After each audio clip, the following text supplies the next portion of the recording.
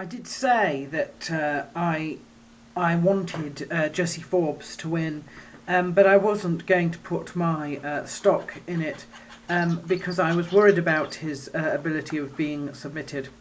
Well, it happened last night, so I think it was Ryan Jensen. Yeah, so that was a first round submission there. You know, with the Riley match, I think, you know, I actually think that Brumman did very well in that match. Okay, he didn't win the decision, but he did have his back. I think it was at the end of the second round. I think it was standing. Yes. You know, the first round there was a low blow, and that's not something that I just don't like that. I hate low blows. So I don't know. I thought that Riley probably won that one, yes, but I might personally have deducted a mark for that low blow in the first round, which I think, other than that, was extremely close. Squash match number 1 was Melvin Guillard and Lowe. What was his name? Waylon Lowe, that was it. Had to just remind myself there. Pretty much as I thought. A TKO victory there for Melvin Guillard in the first. You know, I was hoping that Amir Sadollah would pull off the win against Dong Hyun Kim. Didn't work. They spent most of their time on the ground after Amir was taken down in each round after head kicks that just didn't work. Okay, it was quite a technical battle on the ground, and you know, both guys were trying submissions, both guys were also defending, but you know, Kim was just a little bit ahead, I think, and so he got the victory there in the end.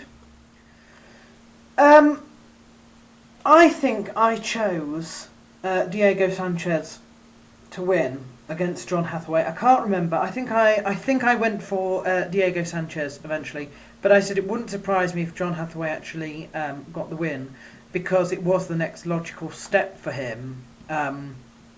Next logical step up. Do you know, he was fantastic in that match. Absolutely fantastic. From the time he managed to he floored Sanchez in the first round, and from the time that he managed to get him down that first time, you know, he couldn't finish. Okay, he couldn't finish with all the sort of ground and pound work, but I thought he was fantastic. Again, let's note in the first round the illegal. Now, I'm not quite sure what is classed when you sort of when you're on the ground and you kick the person who's above you. I don't know. But he was warned, so I assume it was some sort of low blow. We'll call it a low blow anyway, since I'm on a sort of a low blow squashing campaign. Second round, much the same as the first there.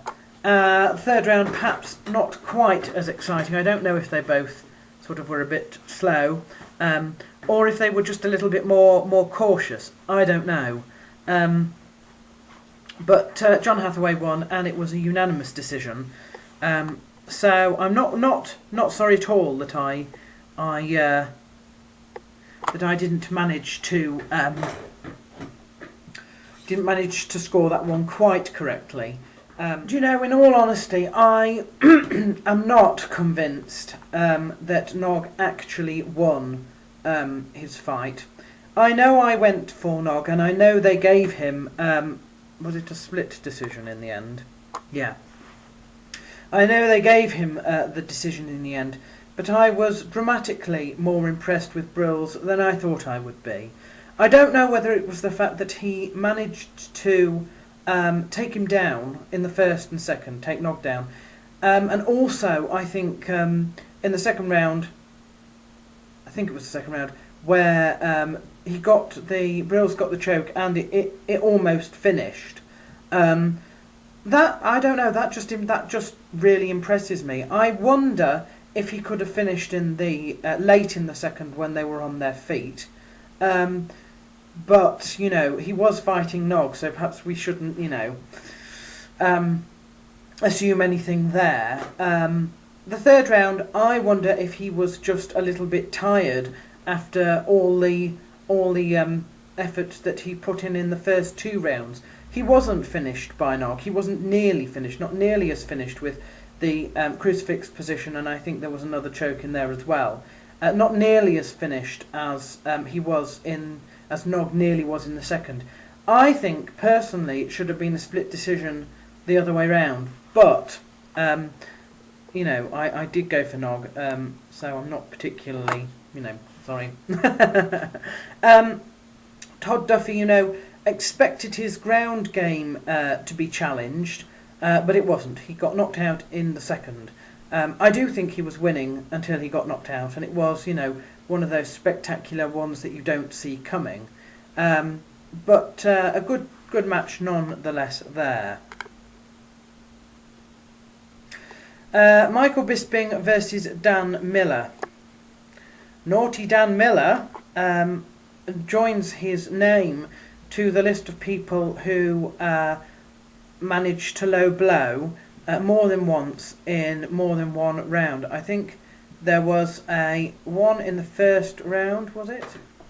So it happened in the first and the second round, and I don't really know what was going on with Miller's eye in the second round. I didn't see an eye poke from Bisping, wouldn't put it past him, but I have to admit, if there was one there, I didn't personally see it. The low blow in the first and the low blow in the second, tut tut tut. Other than that, it went pretty much like I expected. He didn't get submitted. I thought there would be more on the ground than that. You know, I don't know whether trying to get a takedown, if you're Miller, I don't know whether trying to get the takedown in the third is not something you should possibly have tried to employ a little earlier in the match. It was on their feet for a very long time, and I don't know how hard Miller was trying to take it to the ground before the third round. And I think had he done that, he might have been able to. I still think that he might have been able to submit Bisping, but by the time you get to the third round, you know, you've fouled twice in 2 rounds. I think it's a little bit late. So yes, I'm quite all right with Bisping getting the win there. And I said with the Jackson-Evans match that I thought it might not be quite as exciting as we thought. I also said that I didn't think either of them would finish it, and I said that I thought that because Evans was able to adapt more, use wrestling as well as stand-up, he would probably win, and he did.